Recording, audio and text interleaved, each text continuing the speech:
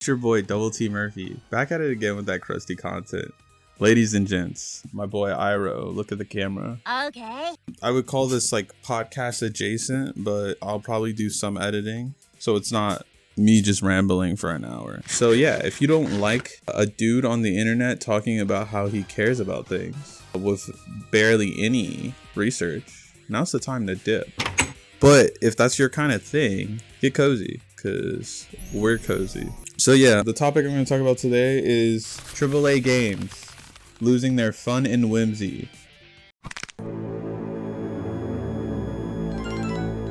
So I actively am an art director / animation director at a small, I would say, animation studio, but we do a lot of things. And so I've only worked on one release project so far. You know, I'm pretty young, so I don't have that much under my belt. However, I've been doing, I've been interested in this stuff since I was a wee little lad. So yeah, games and animation are my shit, as you can see. But yeah, I just have an issue with the current landscape of games and multiple reasons. I don't think it's just the fact that they've lost their whimsy, but the over reliance on DLC and I don't know, we don't even call it DLC anymore. We call it microtransactions. That's how much they've been, shoving it down us. I remember when I was young, and I want to say like middle school, I think that's when the first big wave of like DLC back to back started to come around. And I think this is partially what has killed some of the effort put into games, right? Like some of the genuine like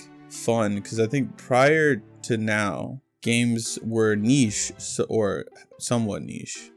So this allowed people to be more willing to risk, be more willing to put in fresh ideas. I mean, if you look at game history, right? The first big seller games were like Space Invaders, and then I think like Super Mario after that, right? These are things that are based on nothing specific, right? Or you can say they're based on like some form of reality, but that's semantics. I don't even know what that word means. But yeah, and if you keep going down, like I have a list just to make sure I don't blank out, right? Yeah, so if you just go down the list, right, you got, and this is like, when I said no research, I mean literally, like I'm looking at Reddit right now. It goes Space Invaders, Asteroids, Pac-Man, Donkey Kong, E.T. That's the first IP we're looking at, right? And that starts in 1982. But even then, E.T. like is a like game history like failure. Isn't there like a whole landfill just full of those cartridges? But yeah, then after that you get Mario Bros, Duck Hunt, Super Mario Bros, Legend of Zelda, Final Fantasy, Super Mario Bros again, and then Tetris, right? This is all before 1990. Everything we just said was the first of its kind, right? And when you hit the 90s, you still get innovations of the same, like this is when we start to get like Sonic, right? And Crash, right? Crash is near the end, I'm pretty sure. This is when we start to see like reinventions of other IPs, but with a different taste. And that's all I'm asking, right? I'm asking for us to go back in time where AAA games weren't just shooters, dude. Shooters or what? Third person RPG like God of War, semi-narrative, right? Yeah, I have no problem with shooters, right? Like that's not or third person RPGs. I played The Last of Us. I played Last of Us 2. I was one of the Last of Us 2 stands when it was getting murdered, but now not so much. I still one of my favorite games, but like I have no issue with these game types on their own, right?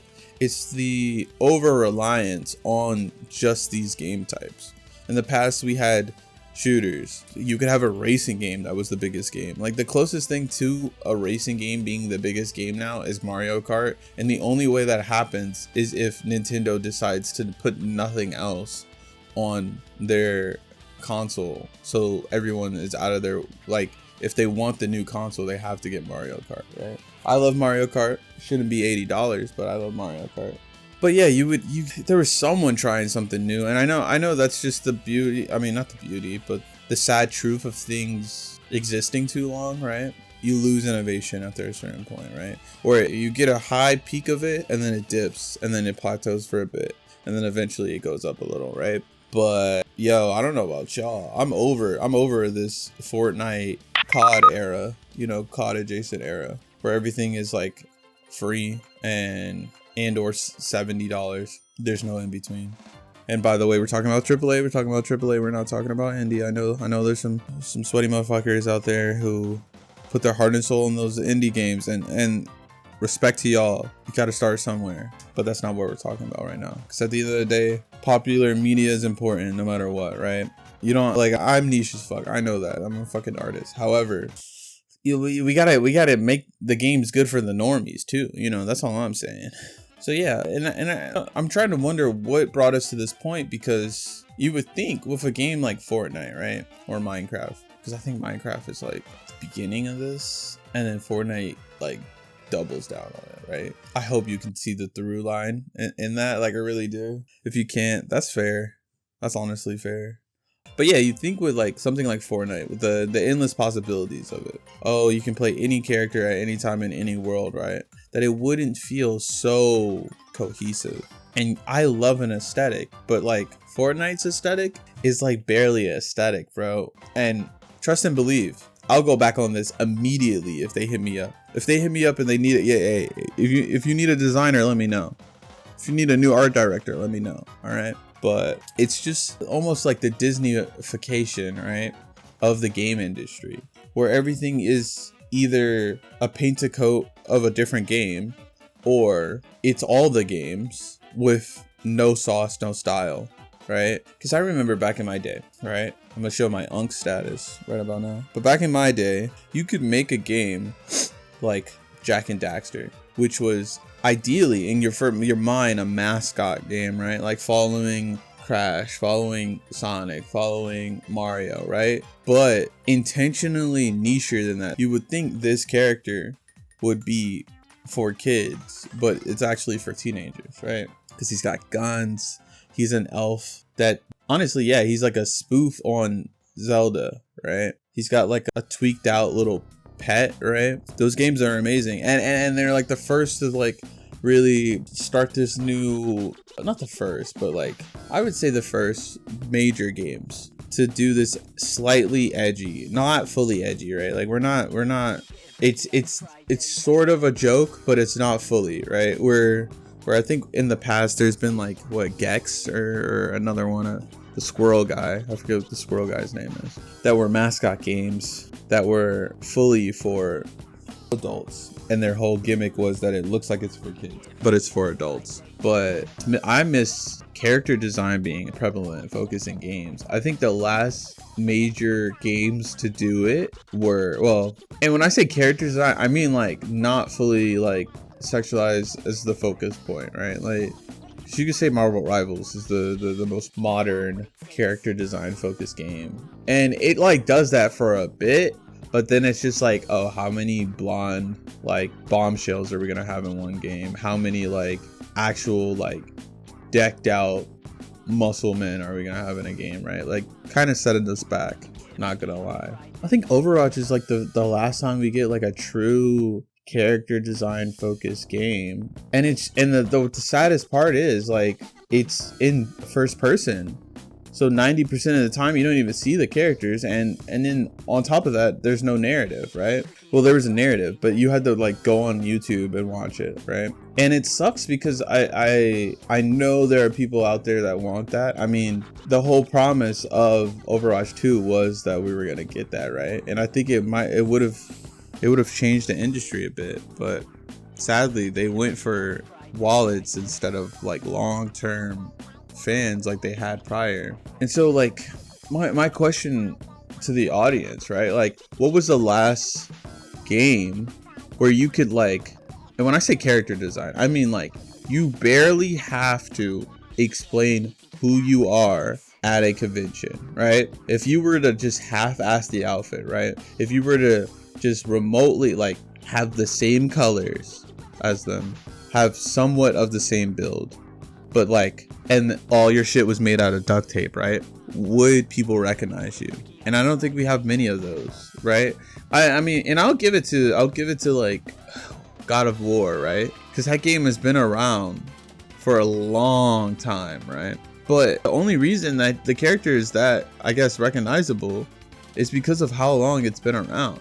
Like, Kratos wouldn't look the way he looks if we had started God of War with the last two, right? If there were no prior games prior, would Kratos be white and, like, when I say white, like literally pale, and have like a red strip going down his body, like, so he's recognizable? I don't know. And I'm not gonna say that games have been always good until now, making the characters feel unique, because that's not the case. I mean, you can look at all of the mid 2000s prior to Fortnite, right? If it was an action or shooting game, or honestly most games that didn't have a mascot, the pro tag is just a Nathan Drake standard by the books, like, cool white guy, right? And I love me a cool white guy, but we had too many, and I think that's fair to say. I think even my white guy audience can accept that. And that's why stuff like The Last of Us 2 was so groundbreaking when it first came out, because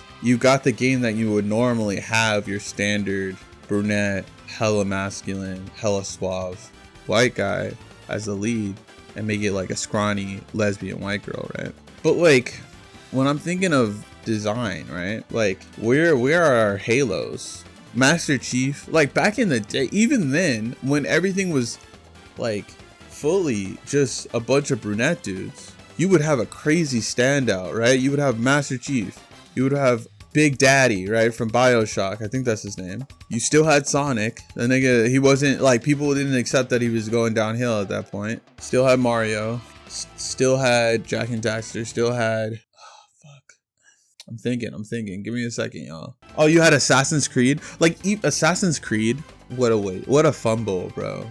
One, they started implementing other races too late. Like, after, and when I say other races, I mean like other locations and other race dominant places, right? Because the concept is sick, and you have this perfect silhouette like design that you can flip to different ethnicities. And the word assassin like literally comes from, I think, Arabic. So you would think that they would, like, after they got the Native American, I forget which game that was, I think that was like the third or fourth one, you would think they would just be done with doing the brunette white guy, but they hung on to that shit for a minute. And it sucks because it's like, it's their own fault when they get critique about design and stuff, right? It's like they only change the ethnicity or the location or the actual like reasons for the character's design to be different for shock value, right? Like, who was asking for Valhalla? That's not an Assassin's Creed game. You're going against, like, it's conceptually, I'm not against it, right? I'm not against, oh, assassins are supposed to be quick and like sneaky. Now we have these big dudes. Like, yeah, you're breaking a trope, so there's more inspiration thrown back into it. However, there's a bunch of things that you just didn't even hit yet. Like the fact that we got Assassin's Creed Shadows now, that shit, people have been asking for that shit since the first Assassin's Creed game, and it's disappointing. I mean, like, people's reactions to it were disappointing. I think both sides have some arguments. I just think the arguments that are being said are typically wrong, right? You can say that like there's no like true based history around like Yosuke, and making him a samurai is like not historically accurate. I think that's fair. However, these games have never been accurate, so that's not fair. And I think Assassin's Creed's fault in the matter is that they said it was accurate, right? That this is all based on real history. And the same but the real things that was just upsetting is like people dogging the game for that, and the fact that they had a female protagonist. Like, how is she gonna kill these people, bro?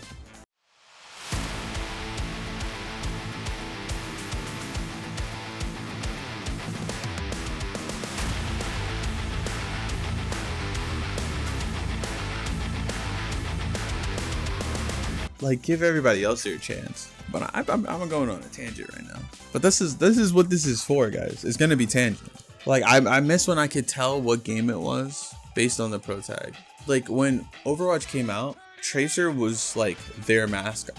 And although like she was human, she was humanoid, she felt so different in comparison to COD or Halo, right? And I think that the only games that have continued to do this are games that fully rely on the fact that they have constant new characters being added, like League of Legends, like technically Fortnite, Overwatch, Marvel Rivals. But the thing is, 90% of the time what happens is you get like, I want to say a year in, and the designs start to slowly fall off because they're not really worried about their own current roster and how do we represent a different shape? How do we represent a different like aesthetic, right? How do we make one person, not millions, but one person feel like, whoa, like that's me, that's how I mentally wish I could be. We're focused on how do we improve upon the last design that did extremely successful? How do we make another character who will get a lot of hype for a month because they're fine as fuck? Or we're focusing too much on the small majority. Like it's a very interesting, like, unique situation in games because they hyper focus on characters who produce profit, right? Instead of having every now and then a character that's goal is that. It's like each character after a certain point, that is their goal. There's no in between, right? And what it does is just waters down your product. Like the long-term profit is so much more worse than your short-term profit, right? And it makes people leave and find no reason to come back. Back in the day, if I was to leave a game that was supposed to be constantly getting updated and I came back to it, I should be like, oh my god, this is completely different. Oh my god, they've added so many characters that feel different. Oh my god, there's so many characters that I want to try, right? But when everybody looks like Kiriko or Soldier or Widow, right? What is enticing me to return? Nothing. And I understand in a business point, right? Like, it is way more successful to try and just keep that hype going, keep giving them those dopamine spikes, right? But in a long-term history sense, it's a bad idea. It waters down your product, like, and we see it in outside of games, right? Films and all entertainment is kind of doing the same thing, where you're getting recycled forms of the content that you've eaten before, right? And for games, we're lucky that it's only been more on the like downloadable content, right? The things that prolong the life of a game, not necessarily just full priced remakes. But even then, we're getting those. All of The Last of Us, but there's no excuse for how many times they resold that game. Same goes for Skyrim. And I'm not here to step on anyone's toes. Like, you like what you like. However, after a certain point, we have to say, hey, let's not pay $80 for Mario Kart, right? We're not in the same boat anymore. Mario Kart is the definition of a game that could be entirely free updates, right? And they just make their revenue off of selling those DLC things. This is a game that I would not be upset with the DLC or microtransaction format. But it's different over there, right? It's very interesting how the Japanese market and the American market tend to do similar things, but in such unique ways, right? Like, for example, if we're going to talk about Pokemon, right? One of my favorite game series. Pokemon hasn't been remotely like satisfying to play since, honestly, like X and Y. And they had already been doing it. If we look at the history of it, Pokemon has always found a way to make unnecessary profit for something that would have been better, cheaper, right? They sell two versions of the same game and slightly change a few of the Pokemon and change a palette swap of what the villains' motivations are and what they look like. That alone tells you that they're not really looking out for the consumer, right? And I think when they initially, like, I don't think it was always like this. I think the first couple of games, genuinely, they were trying to innovate, and I think it was doing what it was trying to do, was set out to do, right? The whole reason there was two versions of the game was so kids were more likely to play together, so they could trade with each other. But now it genuinely just feels like cash grab after cash grab, man. Like, if you look at Violet, I've never played a Pokemon game and just immediately stopped after I finished the main story. Like, at least I've done like some form of like EV training, like competitive battling afterwards. But we've all had the same issues with EV training, competitive battling, and all that since we swapped to the 3D gameplay type.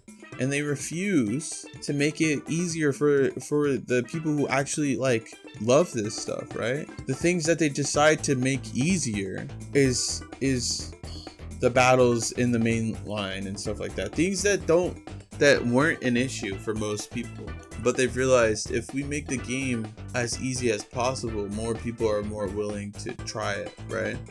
More kids. And so instead of working for their food, we've got this fast food mimic of what the games used to be. And it's disheartening because I genuinely don't think when people come for Pokemon, they talk about like the designs. I think that's the one thing that has held up throughout time, right? The designs are the designs. If you have a problem with Pokemon's designs, you're looking at the wrong problem. It's always been either based on an animal, based on an inanimate object turned into a monster, or something weird in the in-between. And the style shifts based on trends in the time. And I have no problem with that. My problem is the replayability and the lack of effort put into just core gameplay elements and how to make the games feel unique, because it's really disheartening to see that it's not like a lack of ability, right? It's a lack of time and a lack of care. They understand that we're not gonna stop buying the games because it's Pokemon. But sadly, that only lasts for so long. You can see it in every other medium that's doing something similar. Disney, right, is watering down their own products like Lilo and Stitch, Aladdin, Beauty and the Beast, right? And each one tends to get worse and worse and worse.